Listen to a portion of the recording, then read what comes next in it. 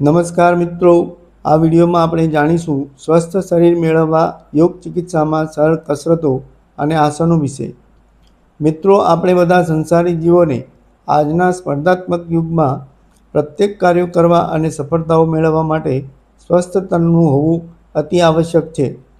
તેના માટે યોગ ચિકિત્સામાં મારા અનુભવ અને અધ્યયન દ્વારા જેનો હું નિત્ય 15થી 20 મિનિટ અભ્યાસ કરું છું તેવી સરળ કસરતો અને યોગ આસનો છે, જેના દ્વારા સંપૂર્ણ લાભ મેળવી રહ્યો છું અને સ્વસ્થ તન મેળવી રહ્યો છું।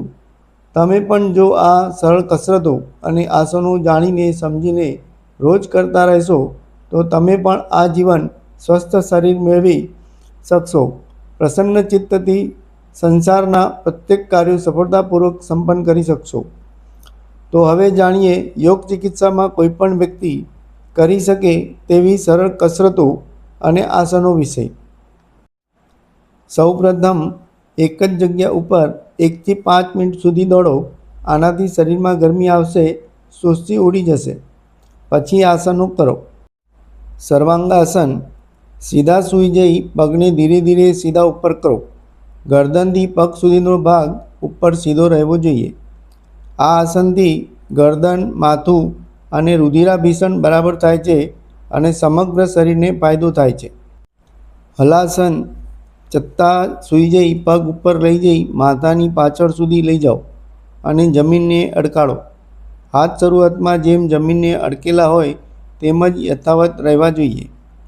આ આસનથી કરોડરજ્જુ તેમજ પેટના અવયવની ફરિયાદ દૂર થાય છે।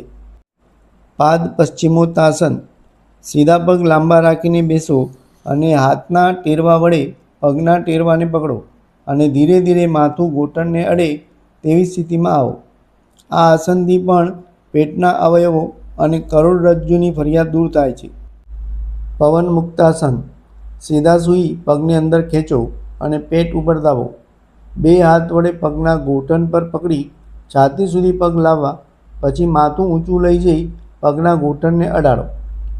આ આસનની મદદથી ગેસની તકલીફોમાં રાહત મેળવાય છે। ભુજંગાસન। ઊંધા ચત્તા સૂઈ જાઓ, હાથના પંજા ખભા નીચે રાખો અને બને તેટલા આગળથી માથાના ભાગથી ઊંચા થાવ। આ આસન પેડું, પાચક અવયવો તથા કરોડરજ્જુ માટે ફાયદાકારક છે।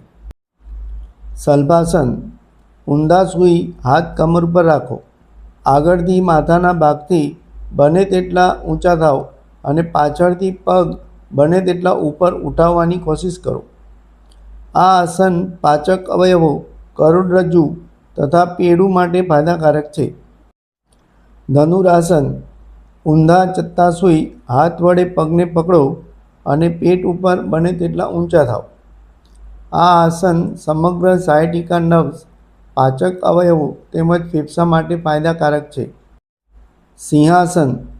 પગ પાછળ રાખી ટટ્ટાર બેસો, જીભને બને તેટલી બહાર કાઢો। આ આસનથી ડોક અને આંખને ફાયદો થાય છે, મુખાકૃતિ સુધરે છે। હવે 1 થી 5 મિનિટ સરળ કસરતો કરો। બે પગ વચ્ચે 12 ઇંચનું અંતર રાખી ટટ્ટાર ઊભા રહો। બંને હાથ ખભા સુધી ઊંચા કરી સામે સીધા રાખો।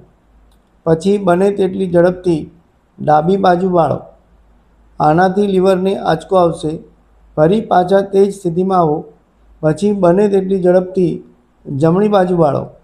આનાથી યકૃત બરોળને આંચકો આવશે।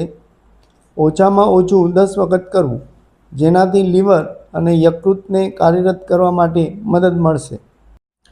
હવે 1 થી 10 સુધી જેટલા થઈ શકે તેટલી વખત ઉઠક બેઠક અને સૂર્ય નમસ્કાર કરો। આ રીતે નિયમિત યોગ અભ્યાસ, આસનો અને સરળ કસરત કરતા રહો અને સ્વસ્થ રહો, મસ્ત રહો, ખુશ રહો। સર્વેને સ્વસ્થ ધન, શાંત મન, ધન વૈભવની પ્રાપ્તિ થાય। ઓમ।